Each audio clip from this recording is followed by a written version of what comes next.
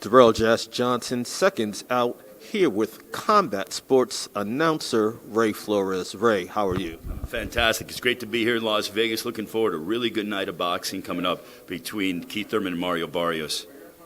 So let's talk about it. Get right into it. The main event, Keith Thurman versus Mario Barrios. What are your thoughts on the main event tomorrow night? 2 nights from now. Yeah, so my feelings are, welcome back, Keith Thurman. 30 months away from the ring, 931 days. Our Fox Research Department did a great job of actually getting the exact time that he's been away from the ring. So he's back, and Keith is looking to prove that he's still among the elite at 147. In his mind, he wants to go and demonstrate that there was a reason why he was a former unified champion at 147. And now you have the likes of your Dennis Ugas, Errol Spence has continued to grow and blossom and evolve.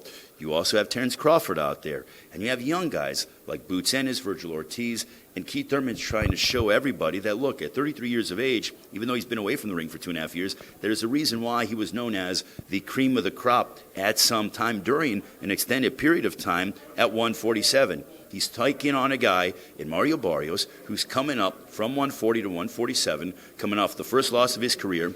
But everyone that I talked to within Mario Barrios' camp prior to the fight against Gervonta Tank Davis said he's going up to 147. It is absolutely going to happen. Win, lose, or draw in that fight, he was going up to 147 regardless. And at 26 years of age, Mario, I think, is going to be more explosive. I think he's going to be faster. I think he's going to have better conditioning because he's not draining his body and he's really starting to fill out as a young man. I've watched Mario for several years kind of go from being a teenager to now becoming a full-fledged man at 26 years of age.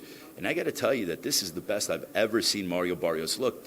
And I think Mario Barrios, because of the fact that he's not having to drain himself to make 140, is going to be able to kick it into that second and third gear against Keith Thurman. That's why this fight's so compelling.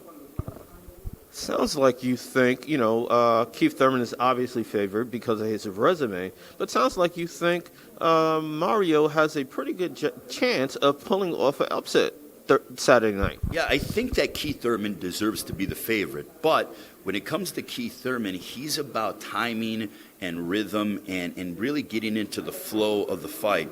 And with that, I've talked to many trainers. We actually did a trainers roundtable a few days ago with Robert Garcia, Ismail Salas, Stephen Breadman Edwards as well. So, and you know what? The one thing that they told me, and Derek James as well, the one thing that they told me is ring rust is a thing. It takes a little while to get going, to kind of get in the flow of what you're trying to do in that ring. So for me, the first 3 rounds are going to be very telling because I think it's going to be Keith trying to knock off the ring rust.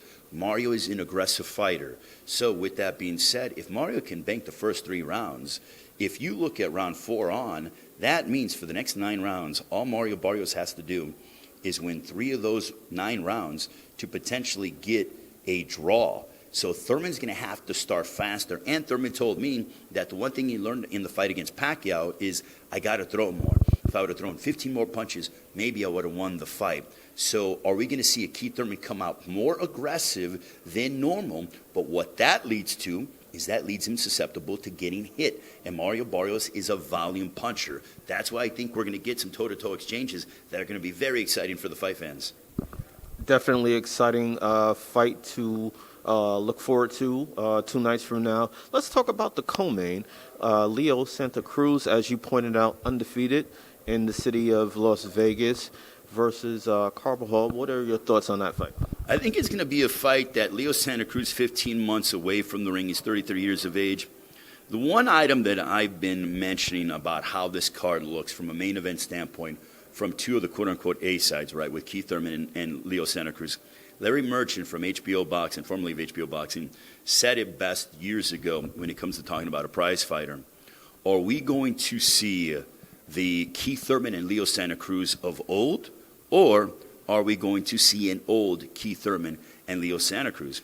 With Santa Cruz, 33 years of age, featherweight champion of the world, he has bigger high-profile names that wait in the wings. Mark Maxayo. You also have Emmanuel Navarrete.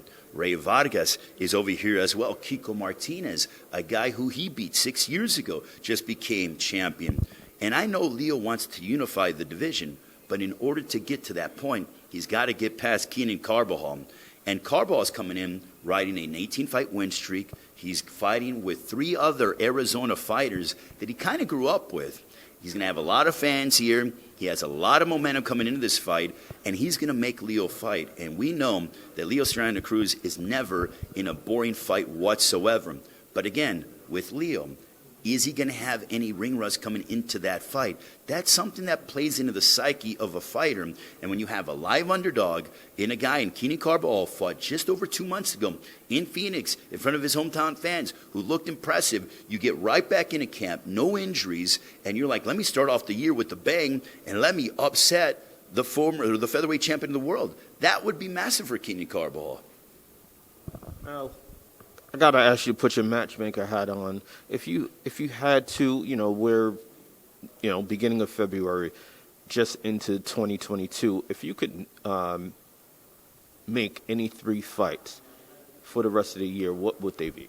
For me, it would all depend on who wins out of Spence and Ugas to fight Terrence Crawford. That being one of them. I want to see Canelo against, honestly, anybody, whether that be Jamal Charlo, whether that be David Benavidez. So Canelo against Jamal Charlo, Canelo against David Benavidez, that is another one. And then a fight that I'm curious that I want to see is I want to see Gervonta Davis against, the likes of Vasily Lomachenko or maybe a Ryan Garcia or even a George Kambosos. I know that Mayweather Promotions are working very hard to try to get Gervonta a bigger, more high-profile name. He just came off a win over Isaac Cruz, who I don't know why people underestimated Isaac Cruz because he's a monster, tough kid, came out, fought the fight of his life, but came up short. I know that Gervonta has a mandatory against Rolando Romero. I think that'll be a fun fight for as long as it lasts, but if Gervonta is successful against Rolly, then I want to see him fight the likes of the Lomachenkos of the world, the Devin Haney's, the George Kamboses, the Ryan Garcias, and I think Tank is ready for the challenge. All right, final question. What do you have going on in the next couple of months? We know you stay busy, right? Yeah, well, I'm very excited. I'm here this week for PBC and TGB Promotions, but I'm actually not going to be here for the fight. I'm going to be watching the fight like the rest of you guys on pay-per-view. I'm actually on my way to the Midwest because I work for the Big Ten Network. I'll be calling Big Ten Wrestling this weekend, Michigan and Nebraska, and then Iowa and Wisconsin, 2 top 10 matchups that I'm pumped about. And then end of February 26th, Triller Fight Club, we got Triad Combat with Jason Aldean performing. That'll be a lot of fun. And then I got the Big Ten Championships first week of March when it comes to the wrestling department. And then we have working for Eagle FC on March 11th when it comes to working for Abib Nurmagomedov down in Miami. Then the following week, I'll be doing the International of Jermel Charlo, Brian Castano in Los Angeles at the Crypto.com arena, which it's awfully hard for me to say that. I still consider it Staples Center like the rest of us. So it's going to be a busy few months. Very fortunate, very honored, and blessed to work with some amazing people. Thank you for your time. As always great to hear all of the knowledge that you possess. Thank you. Thank you, guys.